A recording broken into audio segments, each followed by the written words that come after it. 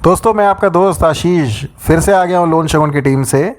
आज का टॉपिक है हम लोगों का कि होम लोन और लोन अगेंस्ट प्रॉपर्टी में अंतर क्या होता है। What is the difference between home loans and loan against property. तो देखिए, चक्कर क्या है ना, एक बार मेरा एक दोस्त ने भी यही चीज़ करी थी। उसने मुझे कॉल किया एंड उसने मुझे बोला कि यार मुझे एक होम लोन लेना है। तो मैंने उसको बोला कि मैंने ठीक है, तूने घर अपना सेलेक्ट कर लिया जिस पर तुझे होम लोन लेना है। वो कह रहा है नहीं, मैं तो उसी घर में रह रहा हूँ, तो मुझे होम लोन चाहिए उस पर। तो मुझे तब भी बात समझ नहीं आई। तो मैंने उसको क्लियरली पूछा कि तेरे पास अपना खुद का घर है क्या, तुझे दूसरा घर लेना है? उसने कहा नहीं, मुझे इसी घर पर लोन लेना है। तो मैंने उसको करेक्ट किया। मैंने कहा तो फिर ये होम लोन नहीं होगा, ये तुम्हारा लोन अगेंस्ट प्रॉपर्टी होगा, है ना। तो इसी तरह से आप लोगों को भी मैं बता देता हूँ। होम लोन मतलब होता है कि आप कोई एक अपना घर खरीदने जा रहे हैं, आपने लोकेशन देखी, आप अपना अपना घर फाइनल किया, आप उसको परचेज़ करना चाह रहे हो और बैंक से आप लोन ले रहे हैं, वो होता है होम लोन, है ना।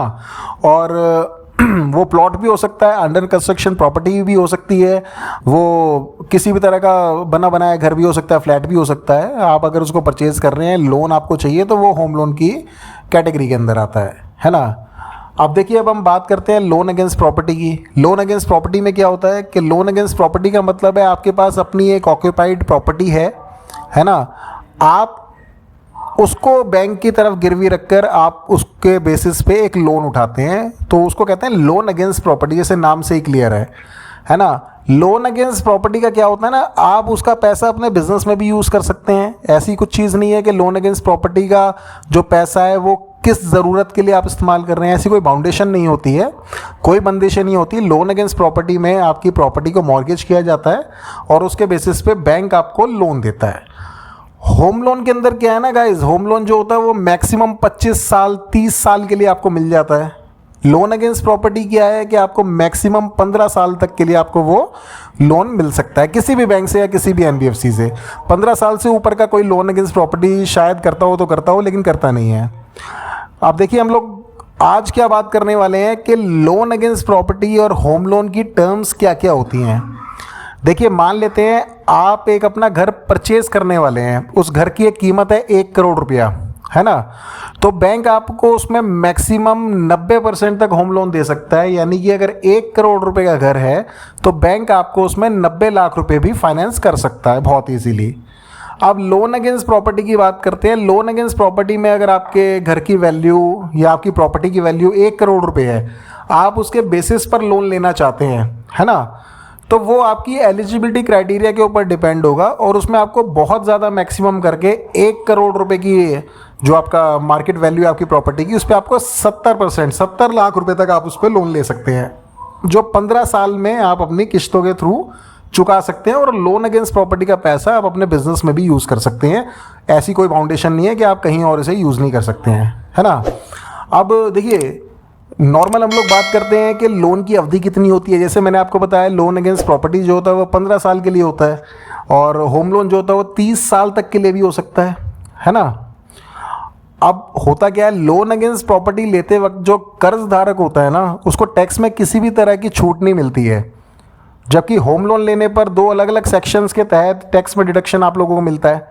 पहली डिडक्शन जो मिलती है वो सेक्शन 24 के तहत मिलती है, दूसरी सेक्शन 80C के तहत आपको मिलती है। सेक्शन 24 के तहत आपको होम लोन की ईएमआई की रकम का इनकम टैक्स में डिडक्शन ले सकते हैं, लेकिन इसके लिए आपके मकान का निर्माण 5 साल पूरा होना चाहिए। सेल्फ ऑक्यूपाइड हाउस के लिए डिडक्शन लेने की लिमिट 2 लाख रुपए तक है और रेंट पर ली गई प्रॉपर्टी जो है उसके लिए ऊपरी लिमिट अभी तय नहीं हुई है।